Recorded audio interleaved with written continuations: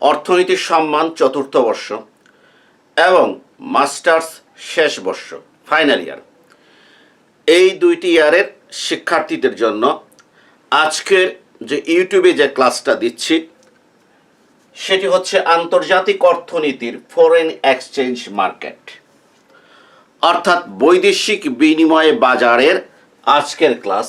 এবং এই ক্লাসটা হচ্ছে আজকে তোমাদের প্রথম ক্লাস। যারা চতুর্থ বর্ষে আছো তারা আমাকে বারবার অনুরোধ করেছো যে চতুর্থ বর্ষের জন্য ক্লাস দেওয়ার জন্য। আসলে আমি একটু ফার্স্ট ইয়ারের দিকে একটু গুরুত্ব বেশি দিচ্ছি, সেকেন্ড ইয়ারে গুরুত্ব বেশি দিচ্ছি।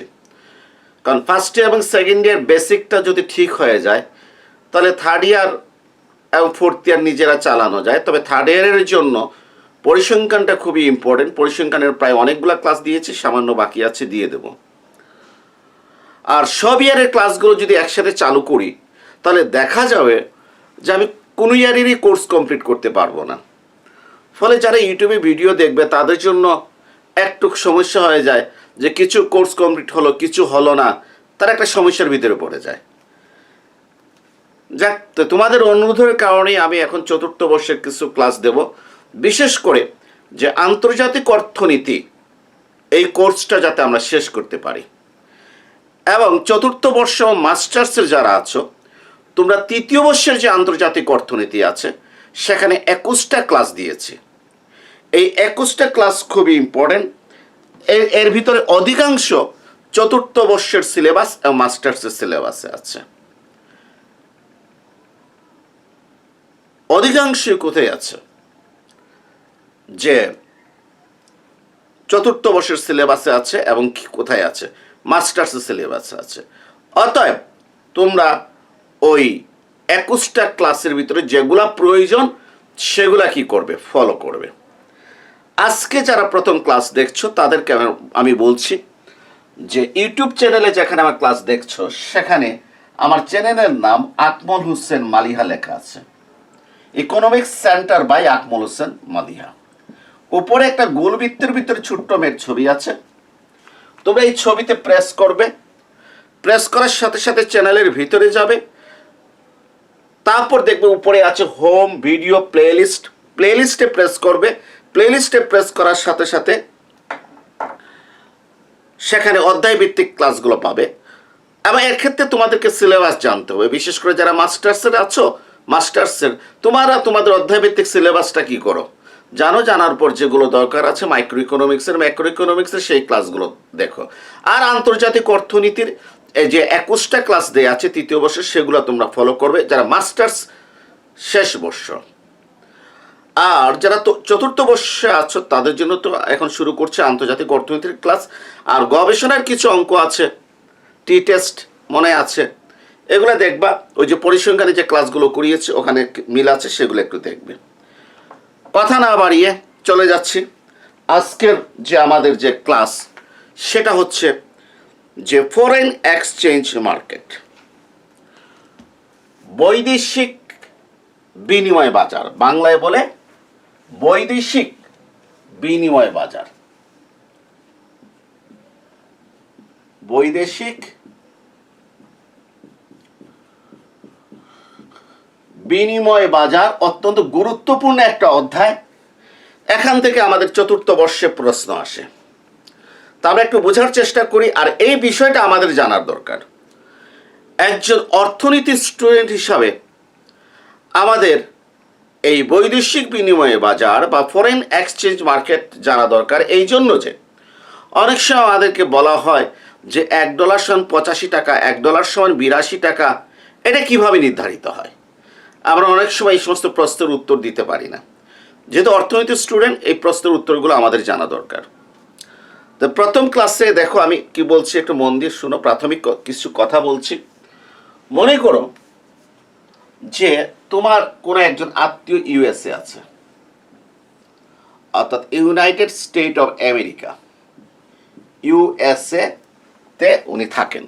কোনো একজন আত্মীয়, মনে করো তোমার ভাই, সে কোথায় থাকে, সে ইউএসএ, ইউনাইটেড স্টেট অফ আমেরিকাতে সে থাকে। এখন সে পরিবারে, যেহেতু বাংলাদেশে তার পিতামাতা আছে, ভাই বোন আছে, পরিবার আছে, তাদের জন্য সে আমেরিকা থেকে প্রায় প্রতি মাসেই কি করে, টাকা পাঠায়, প্রতি মাসেই টাকা পাঠায়। তো মনে করো যে সে $1000 পাঠালো। কত পাঠালো? $1000 পাঠালো। এই $1000টা সে কিভাবে পাঠায় দেখো। সে মনে করে আমেরিকার নিউ ইয়র্কে, এই এখানে হচ্ছে তার বাসা, এটা হচ্ছে তার হাউস, ঠিক আছে। সে বাসার থেকে সে কি করলো, এখানে গেল, এটা হচ্ছে মানি এক্সচেঞ্জ, একটা মানি এক্সচেঞ্জে সে যাবে। অর্থাৎ সে বাসার থেকে কোথায় যাবে? সে একটা মানি এক্সচেঞ্জে যাবে। মানি এক্সচেঞ্জে গিয়ে বলবে যে আমি এই $1000 আপনাদেরকে দিচ্ছি। এই মানি এক্সচেঞ্জ কিন্তু সরকার অথবা তাদের সেন্ট্রাল ব্যাংক, কেন্দ্রীয় ব্যাংক, মানে আর্থিক প্রতিষ্ঠান দ্বারা অনুমোদিত। তা এখানে যাওয়ার পর সে বলবে আমি $1000 আমি বাংলাদেশে কি করতে চাই, পাঠাতে চাই। তখন মানি এক্সচেঞ্জে যারা আছে তারা বলবে একটু অন্ধকার হয়ে যাবে, একটু কারেন্ট চলে গেছে, এই জন্য একটু আলো কম লাগবে। তা মানি এক্সচেঞ্জে যারা আছে তারা বলবে বাংলাদেশে, ঠিক আছে, ওনার কোন ব্যাংকে অ্যাকাউন্ট এবং ওনার নাম কি। তুমি কি করবা, উনি কি করবে, যে তোমার নাম লিখবে, ঠিক আছে।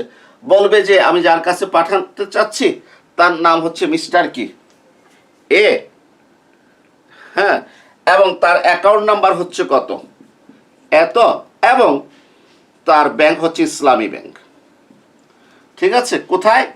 এটা সিলেটে যাবে, সিলেট, বাংলাদেশ, ঠিক আছে। সে তোমার নাম লিখবে, তোমার অ্যাকাউন্ট নাম্বার দেবে, আর ব্যাংকের নাম ইসলামী ব্যাংক হলে ইসলামিক ব্যাংক বলবে, সোনালী ব্যাংক বললে সোনালী ব্যাংক, ঠিক আছে। বা যার এক্সিম ব্যাংকে অ্যাকাউন্ট আছে তার এক্সিম ব্যাংক বলবে। যার যে ব্যাংকে কি আছে, অ্যাকাউন্ট আছে, সেই ব্যাংকের নামটা কি করবে, বলবে। সিলেট, বাংলাদেশ। মানি এক্সচেঞ্জ কি করলো, লিখে রাখলো। লিখে রাখার পর সে $1000 জমা রাখবে ওনার কাছ থেকে, এবং সে হয়তো আর $3 বা $4 এক্সট্রা নেবে তার ফিস হিসাবে। কি হিসাবে নেবে? ফিস হিসাবে $3 বা $4 কি করবে, অতিরিক্ত নেবে, আর তোমার $1000 কি করবে, সে জমা রাখবে। এরপর এই মানি এক্সচেঞ্জ যারা আছে তারা কি করবে, তারা এখান থেকে যাবে, একটা ব্যাংকে যাবে, একটা ব্যাংকে যাবে। মনে করো এই ব্যাংকটা হচ্ছে আমেরিকান এক্সপ্রেস ব্যাংক। এইটা ওয়ার্ল্ড ওয়াইড ব্যাংক, সারা বিশ্বব্যাপী একটি নামকরা ব্যাংক, আমেরিকান এক্সপ্রেস ব্যাংক। এই জন্য আরো অনেক নামকরা ব্যাংক আছে যেগুলো সারা বিশ্বে তাদের প্রতিষ্ঠানগুলো রয়েছে। তখন এই মানি এক্সচেঞ্জ কোথায় যাবে? আমেরিকান এক্সপ্রেস ব্যাংকে যাবে, অথবা অন্য কোনো ওয়ার্ল্ড ওয়াইড ব্যাংকে কি করবে, যাবে। যাদের সাথে তাদের কি আছে, সম্পর্ক আছে, লিয়াজও আছে, তাদের কাছে তারা যাবে। যাওয়ার পর তারা গিয়ে বলবে এই $1000টা, এই $1000টা এটা বাংলাদেশে যাবে, এবং এটা ইসলামী ব্যাংকে যাবে, অথবা সোনালী ব্যাংক লেখলে সোনালী ব্যাংকে যাবে, অথবা স্ট্যান্ডার্ড চার্টার্ড ব্যাংকে যাবে, মানে যে ব্যাংকের নাম লেখা হয়েছে এটা সেই ব্যাংকে কি করবে, যাবে। বলে এই $1000টা কি করবে, তারা জমা দেবে।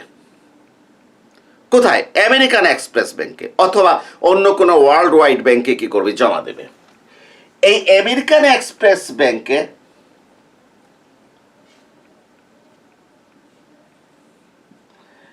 এই আমেরিকান এক্সপ্রেস ব্যাংকে দেখবা আইবিএল, ইসলামী ব্যাংক বাংলাদেশের কি আছে, একটা অ্যাকাউন্ট আছে।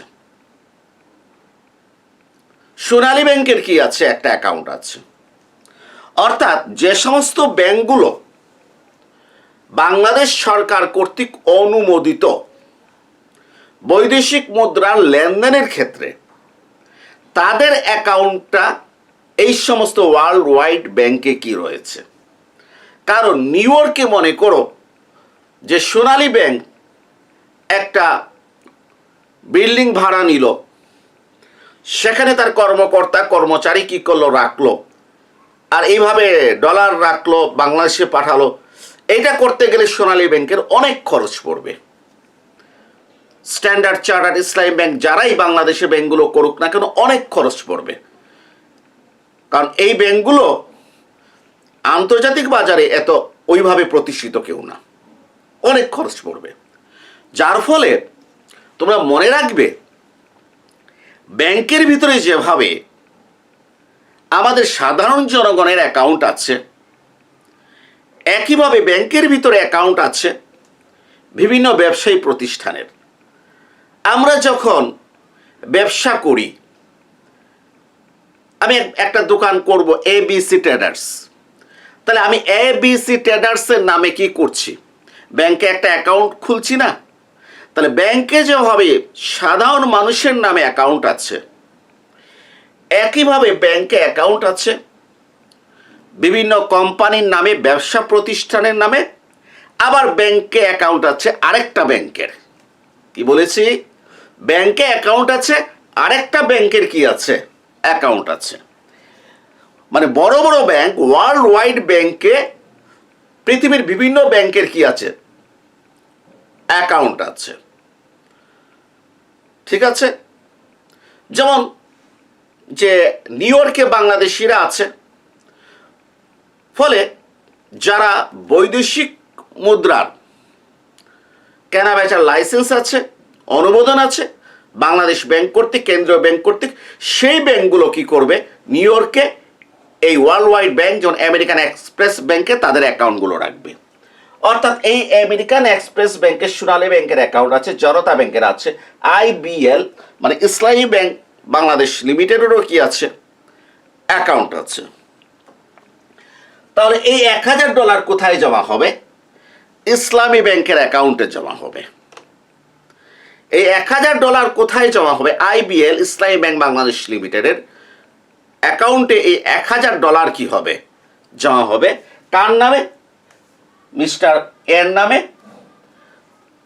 ঠিক আছে, এবং এটা উল্লেখ থাকবে তার অ্যাকাউন্ট নাম্বার এবং লালদিঘির ব্রাঞ্চ, সিলেটেড, বাংলাদেশ। কিন্তু কার ঘরে, ইসলামী ব্যাংকের ঘরে জমা থাকবে $1000। ক্লিয়ার? এখন এই হচ্ছে বাংলাদেশ। ঠিক আছে, আমাদের প্রিয় দেশ, আমরা যে দেশের নাগরিক, সে বাংলাদেশ হচ্ছে কোথায়, এখানে। এ হচ্ছে আমাদের বাংলাদেশ, যেখানে মিস্টার এ আছে।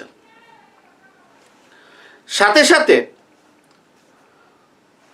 যে বাংলাদেশে যে ইসলামী ব্যাংকের হেডকোয়ার্টার মতিঝিল, IBBL এর খবর চলে যাবে।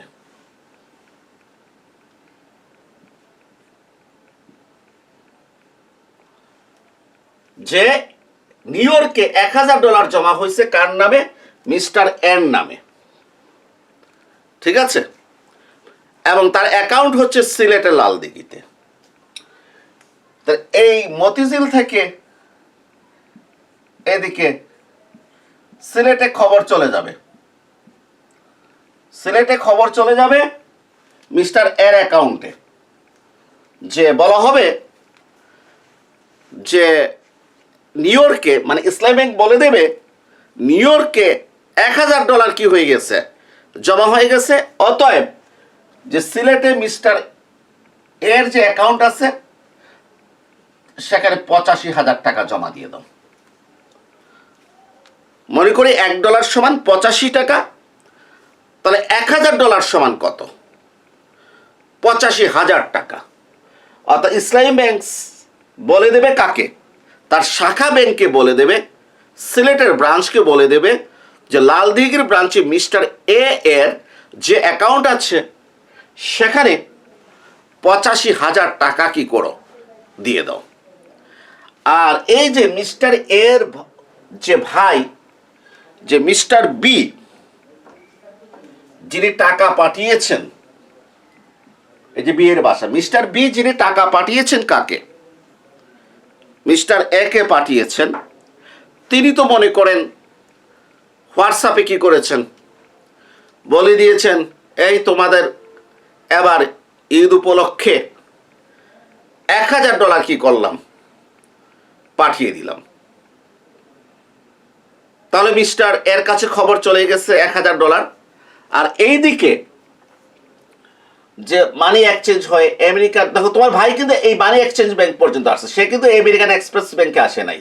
মানি এক্সচেঞ্জ থেকে আমেরিকান এক্সপ্রেস ব্যাংক হয়ে এইটা যে ইসলামী ব্যাংকের হেড অফিসে খবর আসলো, সেখান থেকে সিলেটের ব্রাঞ্চে খবর আসলো যে এই লোকটারে মিস্টার এর 85,000 টাকা কি করে দিয়ে দাও। মিস্টার এ সে কি করলো, 85,000 টাকা কি করলো, তুলে নিয়ে গেল। তাহলে একটা কথা একটু ভালো করে লক্ষ্য করো, $1,000 কে পাঠিয়েছে? তোমার ভাই পাঠিয়েছে। তুমি কি $1,000 পেয়েছো? তুমি কি ডলার পেয়েছো? তুমি কিন্তু ডলার পাও নাই। তুমি পেয়েছো কত? 85,000 টাকা পেয়েছো, তুমি কিন্তু ডলার পাও নাই। তা ডলারটা কে পেয়েছে? ডলারটা যেহেতু তোমার অ্যাকাউন্ট কোথায়, ইসলামী ব্যাংকে, অতএব ডলারটা পেয়েছে কে? ইসলামী ব্যাংক পেয়েছে $1,000। তোমার অ্যাকাউন্ট যদি সোনালী ব্যাংকে হতো, এই ডলারটা কে পেত? সোনালী ব্যাংক। তোমার অ্যাকাউন্ট যদি জনতা ব্যাংকে হতো, তাহলে এই ডলারটা কে পেত? জনতা ব্যাংক পেত। এখন আসো, জনতা ব্যাংক কার ব্যাংক? বাংলাদেশের ব্যাংক। সোনালী ব্যাংক কার ব্যাংক? বাংলাদেশের ব্যাংক। ইসলামী ব্যাংক কার ব্যাংক? বাংলাদেশের ব্যাংক। অর্থাৎ ইসলামী ব্যাংক, জনতা ব্যাংক, সোনালী ব্যাংক, যেই ব্যাংকই কি ডলারটা পাক না কেন, এই ডলারটা হচ্ছে বাংলাদেশের ডলার। এখন এই ডলার কিন্তু এই সোনালী ব্যাংক, জনতা ব্যাংক, ইসলামী ব্যাংক ইচ্ছে মতো ব্যয় করতে পারবে না। আমাদের সেন্ট্রাল ব্যাংকের যে নির্দেশনা আছে বাংলাদেশ ব্যাংকের, সেই নির্দেশনা অনুযায়ী এই ডলারটা কি করতে হবে? ব্যয় করতে হবে। তাহলে দেখো, তোমার ভাইটা ডলার পাঠালো, ডলারটা জমা হলো কোথায়? ইসলামী ব্যাংকের কোষাগারে। আর ইসলামী ব্যাংকে $1,000 পাওয়া মানে কি, বাংলাদেশ $1,000 কি হয়েছে? পেয়েছে। আর তোমার ভাই কত পেয়েছে?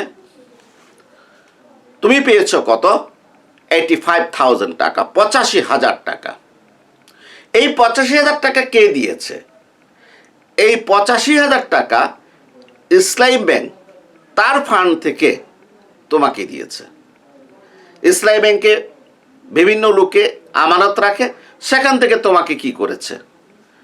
সে 85,000 টাকা সে কি করেছে? দিয়ে দিয়েছে। ইসলামী ব্যাংকের কাছে কত আছে? $1,000। জমা কত টাকা আছে? $1,000। বাংলাদেশের কাছে কত ডলার আছে? $1,000। এটা হচ্ছে সাপ্লাই।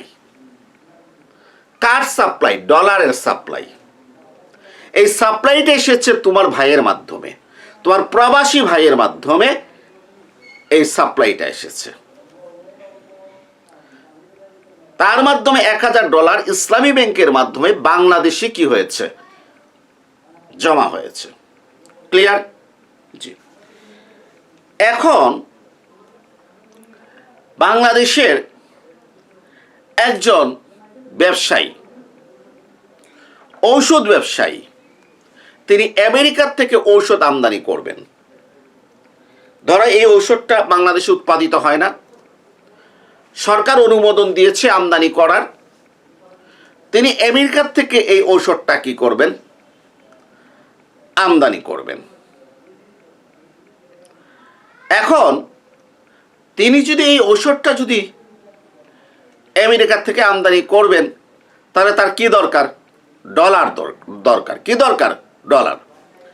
মনে করো যে আমেরিকাতে একটা কোম্পানি আছে, এবিসি কোম্পানি।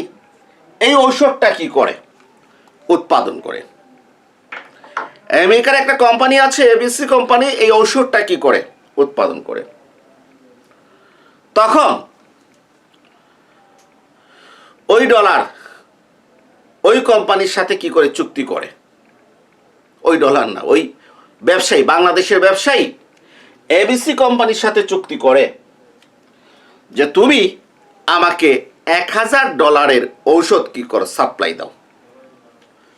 তুমি আমাকে $1000 কি করো? ঔষধ সাপ্লাই দাও। তাদের চুক্তি হয়ে গেল। এখন এবিসি কোম্পানি ওই $1000 ছাড়া কি ঔষধ সাপ্লাই দেবে? না, আগে তো তার পেমেন্ট দরকার $1000। আর বাংলাদেশের ঔষধ ব্যবসায়ী এই ঔষধটা কোথায় বিক্রি করবে? আমেরিকার থেকে এনে আমাদের কাছে কি করবে? সে ঔষধটা বিক্রি করবে। আমরা তো তাকে এই ঔষধের পেমেন্ট দিচ্ছি। ধরো এই ঔষধের দাম হচ্ছে, একটা ফাইল হচ্ছে $1000, আমরা তো $1000 দিচ্ছি। কেউ 2 ফাইল নিয়েছে, সে $2000 কি করেছে? দিয়েছে। আমরা তো টাকায় পেমেন্ট করছি। তাহলে ওই ব্যবসায়ীর কাছে কি আছে? টাকা আছে। কিন্তু নিউ ইয়র্কের যে কোম্পানি এবিসি কোম্পানি, তাকে কি দিতে হবে? টাকা দিলে হবে? টাকা দিলে হবে না, তাকে ডলার কি করতে হবে? দিতে হবে। তখন এই ব্যবসায়ী, এই যে ব্যবসায়ী যে আছে, যে ঔষধ আমদানি করবে, সে কোথায় যাবে? সে এই ইসলামী ব্যাংকে যাবে। বুঝছো? সে কোথায় যাবে? ইসলামী ব্যাংকে যাবে, অথবা জনতা ব্যাংকে যাবে, সোনালী ব্যাংকে যাবে, যে কোনো একটা ব্যাংকে কি করবে? যাবে। যাওয়ার পর ওই ব্যাংকের সাথে চুক্তি করবে। ওই ব্যাংকের সাথে কি করবে?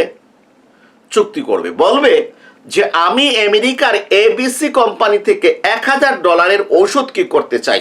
আমদানি করতে চাই। $1000 ঔষধ আমদানি করতে চাই। তুমি যদি ওই কোম্পানিকে যদি $1000 যদি কি করো? পরিশোধ করে দাও, তাহলে আমি এই ঔষধটা কি করতে পারবো? আমদানি করতে পারবো। ইসলামী ব্যাংক কি হয়ে যাবে? তার সাথে চুক্তিতে আসলো, ব্যবসায়ীর সাথে। এখানে আর অনেক ব্যাপার আছে, এগুলোতে আমি যাচ্ছি না। এলসি খোলা, এই খোলা, সেই খোলা, ঠিক আছে? এই সমস্ত কার্যাদি তারা কি করবে? শেষ করবে। শেষ করার পর এই ইসলামী ব্যাংক, এই ইসলামী ব্যাংক আমেরিকান এক্সপ্রেস ব্যাংকে নির্দেশ দেবে। কাকে বলবে? আমেরিকান এক্সপ্রেস ব্যাংকে বলবে যে তুমি এবিসি কোম্পানিকে $1000 দিয়ে দাও। কাকে? এবিসি কোম্পানিকে $1000 দিয়ে দাও। কাকে বলবে? আমেরিকান এক্সপ্রেস ব্যাংকে বলবে তুমি এবিসি কোম্পানিকে $1000 কি করো? দিয়ে দাও। কে বলবে? ইসলামিক ব্যাংক বলবে, বাংলাদেশের। এবং সবগুলো অর্ডার কিন্তু তার ওই যে এই কাজকর্মগুলো এখান থেকে যাবে কোথায়?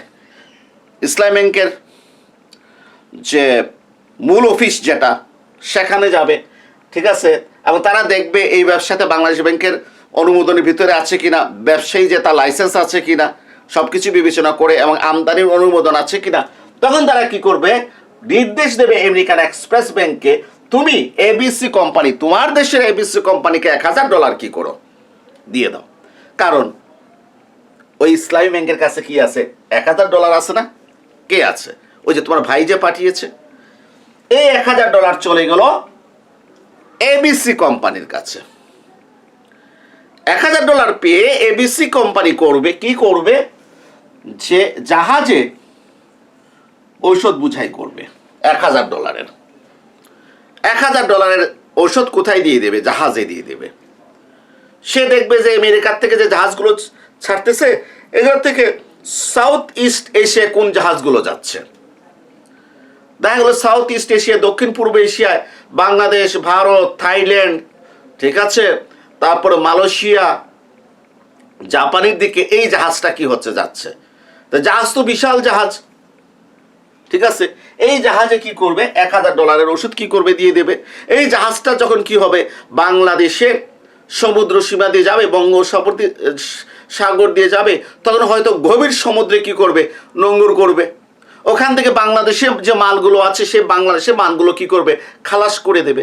এই যেমন ট্রেন ঢাকার থেকে যখন কি করে ছাড়ে, তো বিভিন্ন স্টেশনে থেমে মালগুলো কি করে দিয়ে দেয় না, ঠিক একইভাবে জাহাজটা বাংলাদেশের মালগুলো দিয়ে দেবে। এরপর থাইল্যান্ডের উপর দিয়ে যখন যাবে, থাইল্যান্ডের মালগুলো কি করবে, দিয়ে দেবে। মালয়েশিয়ার মালগুলো কি করবে, দিয়ে দেবে, ঠিক আছে। আর অনেক সময় যদি খুব বড় অর্ডার হয়, একটা দেশের অর্ডার হয়, ওই জাহাজটা সরাসরি কি করে ওই দেশের সমস্ত মালগুলো নিয়ে আসে। যাক, তাহলে এই এবিসি কোম্পানি কি করবে, এই $1000 ওষুধগুলো জাহাজে দিয়ে দিবে। জাহাজে করে ওষুধগুলো চলে আসবে কোথায়, চট্টগ্রাম বন্দরের মাধ্যমে অথবা মংলা বন্দরের মাধ্যমে। কোথায়, বন্দরে চলে আসবে। আর সেই বন্দর থেকে ইসলামী ব্যাংকের সহায়তায় ওই ব্যবসায়ী ওষুধগুলো ছাড় করবে, ঠিক আছে। আর ইসলামী ব্যাংকের সাথে একটা চুক্তি থাকবে, সে এই যে 3 মাসের ভিতরে টাকাটা কি করবে, প্রদান করবে। তখন কিন্তু সে ইসলামী ব্যাংকে কিন্তু দিচ্ছে কত, ধরো একটা অনুমান বলছি, 90,000 টাকা দিচ্ছে। কত দিচ্ছে, 90,000 টাকা দিচ্ছে। কথা কি বুঝতে পেরেছ? সে ইসলামী ব্যাংকে, আমি খুব সহজ অর্থে বলছি, 90,000 টাকা দিচ্ছে, ঠিক আছে। তাহলে লক্ষ্য করো যে তোমার ভাই মানি এক্সচেঞ্জের মাধ্যমে আমেরিকান এক্সপ্রেস ব্যাংকে $1000 কি করলো, দিল। আমেরিকান এক্সপ্রেস ব্যাংকের মাধ্যমে এটা ইসলামী ব্যাংকের অ্যাকাউন্টে $1000 কি হলো, জমা হলো। ইসলামী বাংলাদেশ শাখা তোমাকে কি করলো, 85,000 টাকা দিয়ে দিল। তারপর তুমি কি করবে, একজন ব্যবসায়ী ওষুধ আমদানি করবে আমেরিকার এবিসি কোম্পানি থেকে $1000। সে তখন গেল বাংলাদেশের ইসলামী ব্যাংকের কাছে। বাংলাদেশের ইসলামী ব্যাংক বলে দিল আমেরিকান এক্সপ্রেস ব্যাংকে, তুমি এক কাজ করো, ওই এবিসি কোম্পানিকে $1000 কি করো, দিয়ে দাও। আর ব্যবসায়ী কি করলো, এতে $1000 দিয়ে দেওয়ার সাথে সাথে ঔষধটা কোথায় চলে আসলো, সমুদ্র দিয়ে বাংলাদেশে চলে আসলো। ব্যবসায়ী ওই ঔষধ কি করলো, বিক্রি করলো। আমি একটা ঔষধ 1000 টাকা দিয়ে নিয়ে আসলাম, 1 ফাইল, 3 ফাইল তোমার দরকার, তুমি 3000 টাকা দিয়ে কি করলা, নিয়ে আসলা। এবং 3 মাসের ভিতরে ব্যবসায়ী কি করলো, ইসলামী ব্যাংকে 90,000 টাকা পেমেন্ট করলো। ব্যাংকের অতিরিক্ত কত টাকা পেলো, 5,000 টাকা পেলো। আমি একটা উদাহরণ দিলাম, এরা 88,000 87,000 হতে পারে, 90,000 হতে পারে, 91 হতে পারে, ঠিক আছে, একটা উদাহরণ দিলাম। তো ব্যাংক কত পেয়ে গেল, 5,000 টাকা এক্সট্রা পেয়ে গেল। এই 5,000 টাকা যে ব্যাংক এক্সট্রা পেলো, এর ভিতরে ওই যে ব্যাংকে যে আমরা যারা আমানত রাখি, এই 5,000 টাকার থেকে ওই আমানতের কি করতে হয়, প্রফিট দিতে হয়। আবার ব্যাংকে যে কর্মকর্তা কর্মচারী যারা বেতন আছে না, তাদের বেতন এই 5,000 টাকার থেকে কি করতে হয়, দিতে হয়, ঠিক আছে। তারপর ঘর ভাড়া কি করতে দিতে হয়। হ্যাঁ, তো এইভাবে যে বৈদেশিক লেনদেনের মাধ্যমে যে ব্যাংকগুলো কি করে, যে আর্থিক কার্যক্রমগুলো সংগঠন করে। এখন আসো দেখো তো, এখানে এই যে মানি এক্সচেঞ্জ আছে, প্রতিষ্ঠানগুলো একটু চিন্তা করো, প্রতিষ্ঠানগুলো চিন্তা করো। এই যে মানি এক্সচেঞ্জ আছে, আমেরিকান এক্সপ্রেস ব্যাংক আছে, আর ইসলামিক ব্যাংক কি আছে,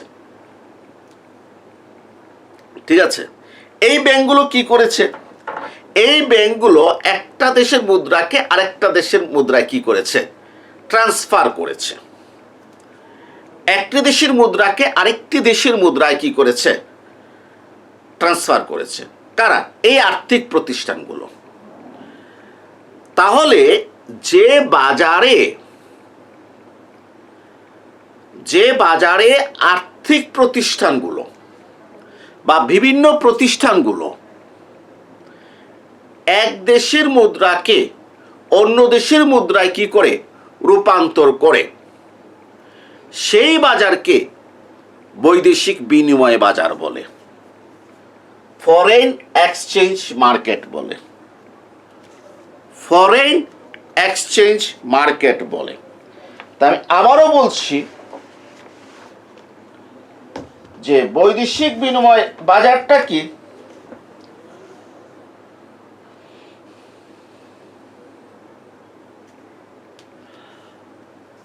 যে বাজারে বিভিন্ন ব্যাংক, আর্থিক প্রতিষ্ঠান, ব্যক্তি, ঠিক আছে, এরা বৈদেশিক মুদ্রার ক্রয় বিক্রয় করে, বৈদেশিক মুদ্রার ক্রয় বিক্রয় করে, সেই বাজারকে বলা হয় বৈদেশিক বিনিময় বাজার, ফরেন এক্সচেঞ্জ মার্কেট। যে বাজারে উপকরণের ক্রয় বিক্রয় হয় তাকে কি বলে? উপকরণ বাজার, ফ্যাক্টর মার্কেট। যে বাজারে দ্রব্য এবং সেবার ক্রয় বিক্রয় হয় সেটা হচ্ছে কি? দ্রব্য বাজার। ঠিক একইভাবে যে বাজারে বৈদেশিক মুদ্রা ক্রয় বিক্রয় হচ্ছে, লেনদেন হচ্ছে, সেটা হচ্ছে কি? বৈদেশিক বিনিময় বাজার। এবং এই বৈদেশিক বিনিময় বাজারের প্রয়োজন এই জন্য পড়েছে যে আমি বাংলাদেশের ব্যবসায়ী, আমি যদি আমেরিকা থেকে যদি পণ্য কিনতে চাই তাহলে আমি টাকা দিয়ে কিনতে পারবো না, আমার ডলারের প্রয়োজন, আমার ডলারের প্রয়োজন। আবার আমেরিকান ব্যবসায়ী বাংলাদেশে কোনো কোম্পানির কাছ থেকে পণ্য কিনতে হলে বা সেবা নিতে হলে তাকে ডলার দিলে হবে না, তাকে কি করতে হবে? টাকা দিতে হবে। এই জন্য টাকাকে যেভাবে ডলারে কনভার্ট করতে হয়, ঠিক একইভাবে ডলারকেও টাকায় কি করতে হয়? কনভার্ট করতে হয়। এই কনভার্ট করার কার্যক্রমটা যে বাজারে সংগঠিত হয় তাকে বৈদেশিক বিনিময় বাজার বলে। এখন যেটা হচ্ছে যে বৈদেশিক বিনিময় বাজারে এই বিনিময় হারটা কিভাবে নির্ধারিত হয়? বৈদেশিক বিনিময় বাজারে বিনিময় হারটা কিভাবে নির্ধারিত হয়? বিনিময় হার হচ্ছে দুই ধরনের বিনিময় হার। একটা হচ্ছে স্থির বিনিময় হার, আরেকটা হচ্ছে পরিবর্তনশীল বিনিময় হার। বিনিময় হারটা দুই ধরনের, একটা হচ্ছে স্থির বিনিময় হার, আর দুই নাম্বারটা হচ্ছে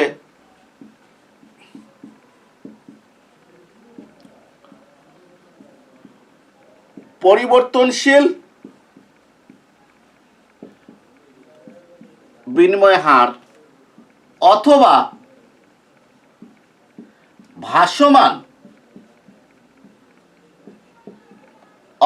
ভাসমান বিনিময় হার। স্থির বিনিময় হারটা কোনটা? এর আগে একটু বিনিময় হারটা বলে নেওয়াটা ভালো। বিনিময় হার মানে কি? যে এক দেশের মুদ্রার বিনিময়ে অপর দেশের মুদ্রা কি পরিমাণ পাওয়া যায়, সেটাই হচ্ছে বিনিময় হার। আবার বলছি, একটি দেশের মুদ্রার বিনিময়ে অপর দেশের মুদ্রা কি হারে পাওয়া যায় সেটি হচ্ছে বিনিময় হার। যেমন বাংলাদেশে বর্তমানে $1 বিনিময়ে প্রায় 85 টাকা পাওয়া যায়, 85 টাকা। সো টাকার ভিত্তিতে ডলারের বিনিময় হার হচ্ছে 85 টাকা। আবার বলছি, বাংলাদেশে বর্তমানে $1 বিনিময়ে 85 টাকা পাওয়া যায়, অতএব টাকার ভিত্তিতে ডলারের বিনিময় হার হচ্ছে 85 টাকা। 1 পাউন্ডের বিনিময়ে 110 টাকা পাওয়া যায়, অতএব টাকার ভিত্তিতে পাউন্ডের বিনিময় হার হচ্ছে 110 টাকা। তাহলে বিনিময় হার মানে কি? আমরা একটা দেশের মুদ্রা অন্য দেশের মুদ্রার সাথে, একটা দেশের নির্দিষ্ট পরিমাণ মুদ্রা অন্য দেশের মুদ্রার সাথে কি হারে বিনিময় হচ্ছে সেটাই হচ্ছে কি? বিনিময় হার। যেমন এই যে আমি যেটা বলেছি $1 সমান 85 টাকা। এখন মনে করো 1 মাস পর দেখা গেল $1 পর 87 টাকা। $1 সমান 87 টাকা। আগে ছিল 85, এখন 87। এক্ষেত্রে বিনিময় হার বেড়েছে এবং এই বিনিময় হার বাড়াতে বাংলাদেশের মুদ্রার মূল্যটা কমেছে আর ডলারের মূল্যটা কি হয়েছে? বেড়েছে। একটু বোঝার চেষ্টা করো। কারণ আগে $1 দিয়ে কত টাকা পেতাম? 85 টাকা পেতাম, 85 টাকা পেতাম। এখন $1 দিয়ে 87 টাকা পাচ্ছে তারা, বিদেশিরা। তাহলে $1 দিয়ে আগে যেখানে 85 টাকা পেত, এখন 87 টাকা পাচ্ছে। এর মানে ডলারের মূল্য কি হয়েছে? বেড়েছে টাকার ভিত্তিতে। অন্যদিকে ডলারের মূল্য বেড়েছে মানে কি? টাকার মূল্য কমে গিয়েছে। যাক, এখন স্থির বিনিময় হারটা কি? এই যে স্থির বিনিময় হারটা কি? স্থির বিনিময় হারটা হচ্ছে কেন্দ্রীয় ব্যাংকের মাধ্যমে যে বিনিময় হারটা নির্ধারণ করে দেওয়া হয়। কেন্দ্রীয় ব্যাংকের মাধ্যমে যে বিনিময় হারটা নির্ধারণ করে দেওয়া হয় সেটা হচ্ছে স্থির বিনিময় হার। কেন্দ্রীয় ব্যাংকের মাধ্যমে যে বিনিময় হারটা নির্ধারণ করে দেওয়া হয় সেটা হচ্ছে স্থির বিনিময় হার। অর্থাৎ কেন্দ্রীয় ব্যাংক বলে দিল $1 সমান কত? 85 টাকা নির্ধারণ করে দিল। এইটাই হচ্ছে স্থির বিনিময় হার। এটার আরেকটু উন্নত সংস্করণ হচ্ছে যে পেগিং পদ্ধতিতে, আমি নেক্সট ক্লাসে এগুলো বিস্তারিত ব্যাখ্যা দেব। এই 85 টাকার 2.25% বেশি বা কম দামে ক্রয় বিক্রয় করা যাবে। অর্থাৎ স্থির বিনিময় হার কোনটা এখন একটু বলে দিচ্ছি। যে কেন্দ্রীয় ব্যাংক একটা বিনিময় হার নির্ধারণ করে দিল, মনে করি কত? $1 সমান 85 টাকা। এখন কেন্দ্রীয় ব্যাংক কিছু প্রতিষ্ঠানকে কি করেছে? লাইসেন্স দিয়েছে বৈদেশিক মুদ্রার ক্রয় বিক্রয় করার জন্য। যেমন বাংলাদেশের Sonali bank, Janata bank, Standard Chartered bank, Islamic bank, এগুলা কি আছে? লাইসেন্স আছে। অর্থাৎ কোনো মানি এক্সচেঞ্জ যারা আছে তাদেরকে লাইসেন্স দিল। তখন তারা কি করবে? কেন্দ্রীয় ব্যাংকের নির্দেশনা অনুযায়ী $1 সমান কত? 85 টাকা দিয়ে বিনিময় করবে। হ্যাঁ, সেক্ষেত্রে পেগিং পদ্ধতিতে সারা 85 টাকার চেয়ে 2.25% বেশি। কত বলেছি? 2.25% বেশি অথবা 2.25% কম দামে তারা ক্রয় বিক্রয় করতে পারবে। অর্থাৎ এখানে স্থির বিনিময় হার বলতে একেবারে স্থির যে একটু কম বেশি করা যাবে না, এইটা না।